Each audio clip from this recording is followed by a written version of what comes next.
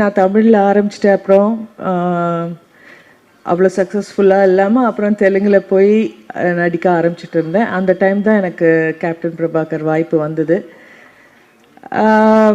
Main heroine இல்லை, ஆனால் second heroine அந்த மாதிரி ஒரு ரோல் தான்.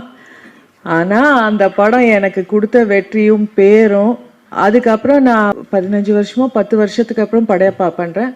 அது வரைக்கும் அந்த ஆட்டமா தேரோட்டமான்ற பாட்டு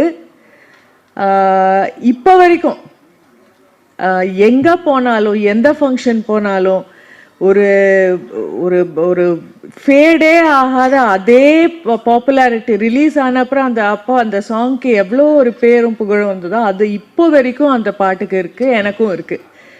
அண்ட் நிறைய ரசிகர்கள் அந்த பாட்டு பார்த்து எனக்கு ரசிகர்கள் ஆனவர்களும் இருக்காங்க. அந்த வாய்ப்பை எனக்கு கொடுத்த செல்வமணி சாருக்கும் கேப்டன் இன்னைக்கு I miss him the most today. இன்னைக்கு அவர் இருந்திருந்தால் ரொம்ப ரொம்ப சந்தோஷமாக இருந்திருக்கும். அவர் எங்கே இருந்தாலும் இந்த படம் திருப்பி ரிலீஸ் ஆகி ஃபர்ஸ்ட் டைம் ரிலீஸ் ஆனால் அப்போ எவ்வளோ வெற்றி பெற்றதோ அதை விட டபுள் மடங்கு வெற்றி பெற அவர் மேலேருந்து வாழ்த்துவார்ன்ற நம்பிக்கை எனக்கு இருக்குது.